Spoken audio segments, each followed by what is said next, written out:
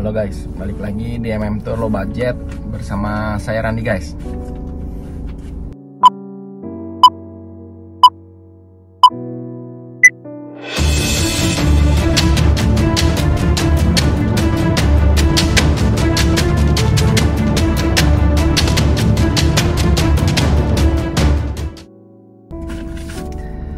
Oke guys, hari ini kita mau bahas mengenai persiapan-persiapan yang penting ya.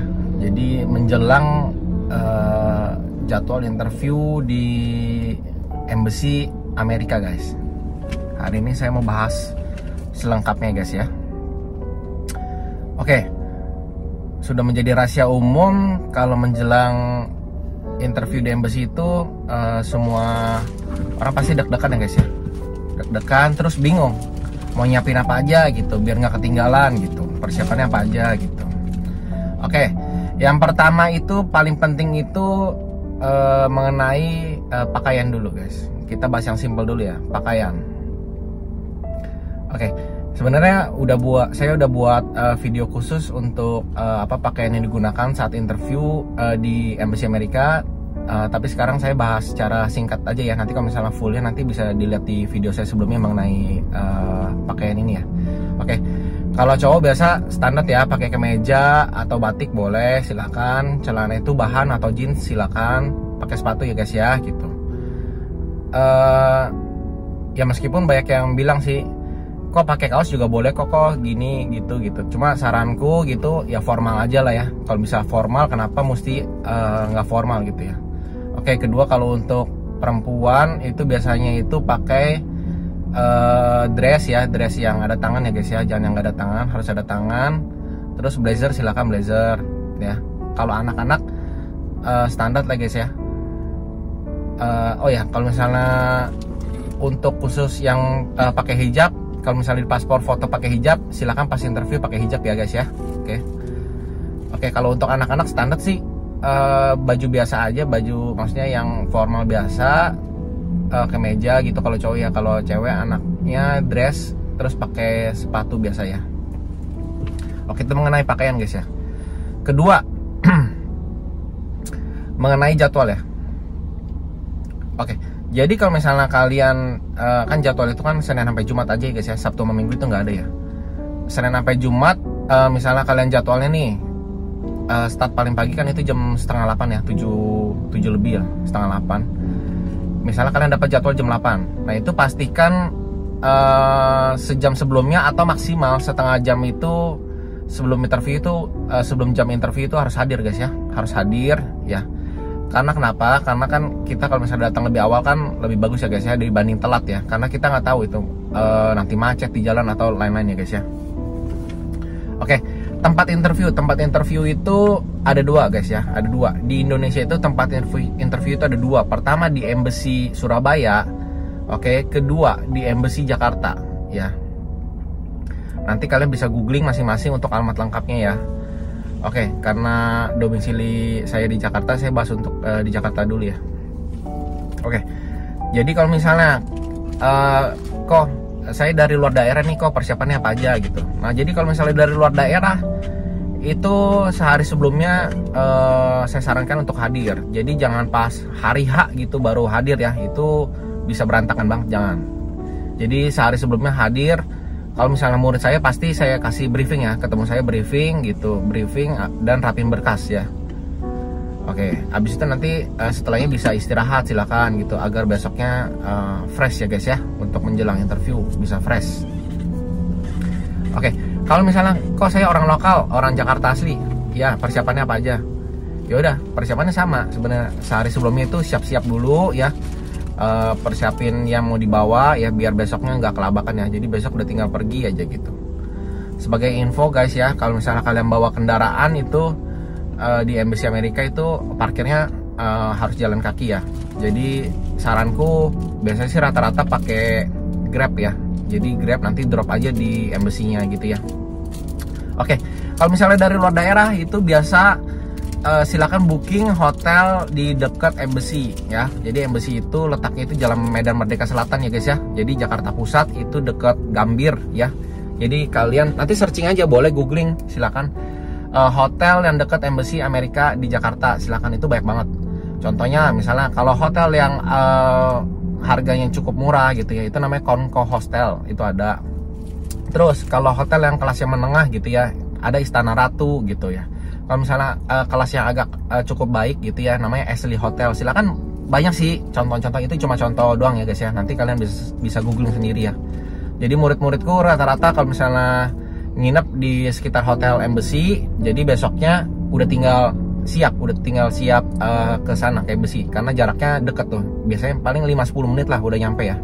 Oke, itu mengenai tinggalnya guys ya, mengenai tempat tinggalnya ya, kalau misalnya kalian mau besoknya wawancara ya. Oke, next selanjutnya itu mengenai berkas. Kok berkas apa aja yang harus dia siapin menjelang interview? Oke, pertama, berkas paling penting ya guys ya, berkas paling penting itu nomor 1 paspor. Paspor itu identitas kalian ya selama di Embassy.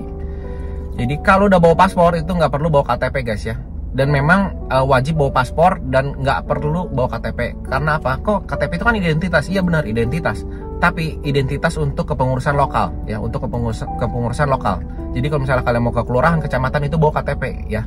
Kalau paspor itu kepengurusan internasional. Jadi kalau misalnya kalian di Embassy, kalian di imigrasi, itu data pengenal kalian itu paspor ya guys ya. Jadi bawa nomor 1 itu paling penting paspor ya. Paspor lama bawa apa enggak kok? Harus dibawa guys ya. Paspor lama itu harus dibawa ya. Karena ada contoh case gini, murid saya, kok saya mau interview nih gitu ya. Di paspor lama dia sebenarnya udah ada visa Amerika. Memang udah mati lama ya, udah kadaluarsanya udah lama, di atas 2 tahun lah, udah di atas 2 tahun. Nah tapi pas mau interview gitu, dia kelupaan bawa, terus ditanya sama officernya, coba lihat paspor lama kamu yang ada visa Amerikanya gitu. Oh saya lupa lagi Bu Pak bawa gitu. Oh ya udah, nanti kamu besok apply lagi ya, bawa ya, nanti saya kasih kamu visa Amerikanya gitu. Nah itu fatal guys, harusnya hari itu dapat visanya ya, sayang banget gitu. Jadi paspor lama itu perlu dibawa juga ya guys ya, jangan lupa ya. Oke, itu nomor 1 paspor. Nomor 2 foto 5x5 latar belakang putih guys ya, itu silakan dicetak ya. Kalau misalnya murid aku kan udah pada tahu ya, kalau misalnya pas bikin berkas itu wajib soft copy-nya kasih ke aku, itu wajib. Nah nanti kalau misalnya pas menjelang interview itu wajib bawa fisiknya, cetaknya ya, 2 piece ya, 1 orang itu 2 piece ya. Jadi kalau misalnya ada 2 orang 4 piece ya, 1 orang 2 piece gitu ya. Oke, nomor 2 foto 5x5 ya, jangan salah ya. Oke, nomor 3 itu berkas paling penting guys ya, itu namanya DS confirmation. Jadi kalian harus tahu namanya DS confirmation itu. DS confirmation itu beda dengan DS 160. DS confirmation itu artinya data kalian sudah disubmit. Jadi kalau misalnya kalian sudah dapat DS confirmation, artinya apa? Data kalian sudah masuk ke Embassy ya guys ya. Jadi kalau misalnya kalau aku biasa kerjain DS 160, nah terus nanti udah disubmit, izin submit ke muridku, nanti DS confirmation terbit. Nah habis itu berarti data muridku sudah masuk ke Embassy semua ya guys ya gitu. Jadi nanti di situ ada scan, ada barcode. Jadi ada barcode dan di atasnya ada angka-angka itu angka DS 160-nya kalian ya guys ya. Jadi dari situ bisa diketik oleh officer ataupun di scan barcode-nya oleh officer, dan DS 160 kalian langsung muncul di layarnya komputer atau laptopnya dari officer. Jadi data kalian sudah langsung ke-detect. Oke, itu artinya DS confirmation guys ya. Itu yang penting.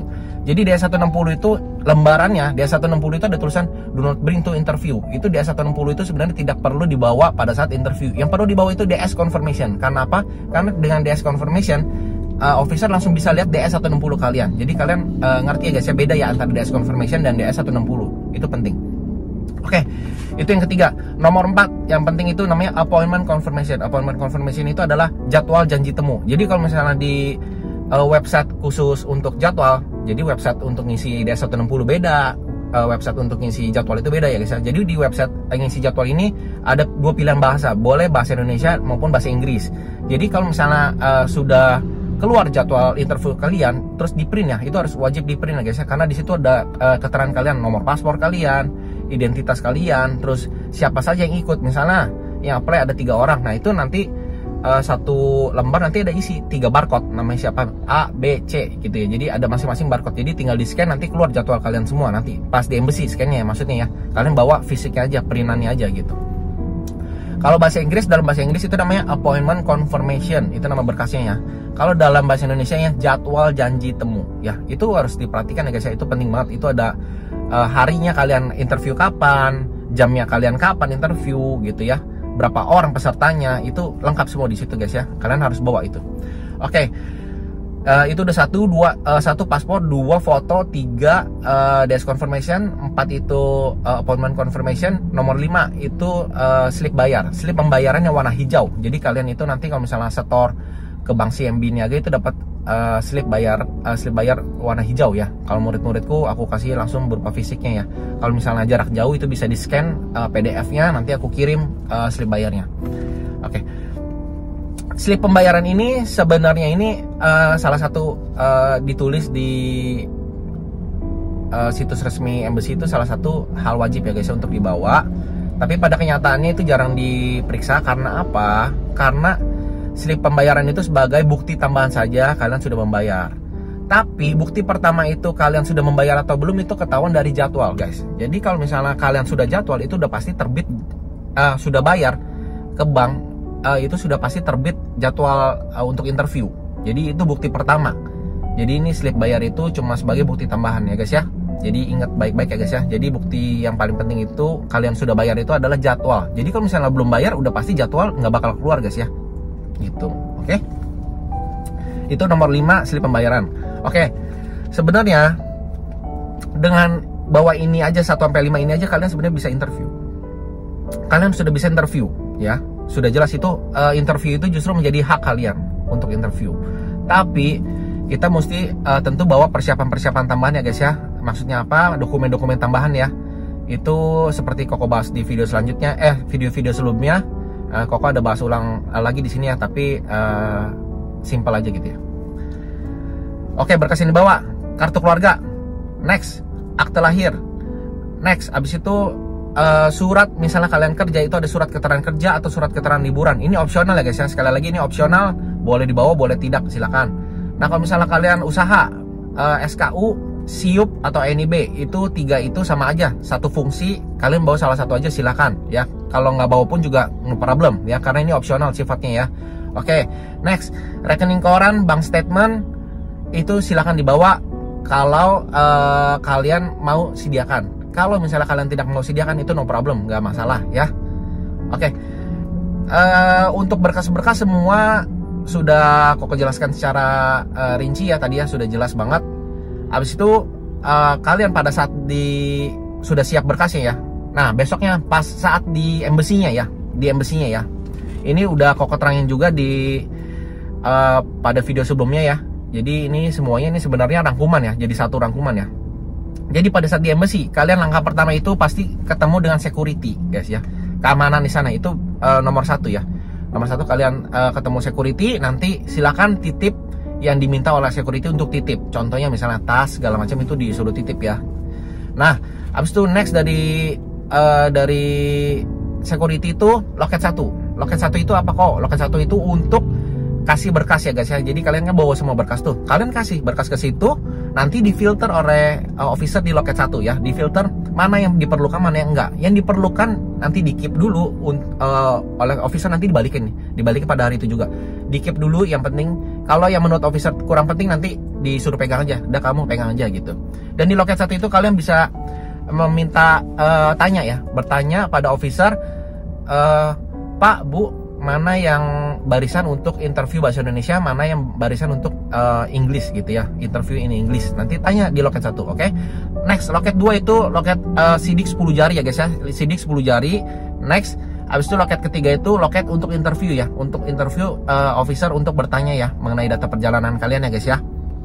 Nanti untuk lebih lengkapnya mengenai loket interview ataupun sikap-sikap di embassy, silahkan bisa cek di video saya sebelumnya ya. Ini saya sebagai bikin video ini untuk ngerangkum semuanya aja guys ya, persiapan ya. Oke, next, kalian setelah di interview tahu lolos atau enggaknya pada hari itu juga, pada detik itu juga, kalau misalnya lolos itu kertasnya warna putih, tidak lolos itu kertasnya warna pink. Itu di Embassy Jakarta guys ya. Oke. Nah nanti setelah kalian misalnya dapat kertas putih lolos gitu ya, nanti beberapa hari 2-3 hari itu kalian dapat email. Emailnya itu dari RPX ya. Nanti tulisannya gini, kurang lebih seperti ini. Selamat ya, paspor sudah ada nih di RPX nih, gitu. Sudah di RPX. Kalau misalnya kalian pada saat ngisi dokumen delivery-nya itu pick up, jadi kalian samperin langsung ke RPX-nya ya. RPX itu ada di Tebet di Jalan Palbatu ya guys ya. Jadi kalian langsung samperin ke situ ngambil sendiri. Kalau misalnya diri sendiri ngambil itu cukup pakai bawa KTP aja guys ya, bawa KTP. Terus kalau misalnya keluarga bawa kakaknya juga ya guys ya, sama identitas masing-masing ya guys ya, itu dibawa. Oke, cukup bawa itu. Kalau misalnya perwakilan itu biasanya perlu surat kuasa terus ada materainya ya guys ya. Jadi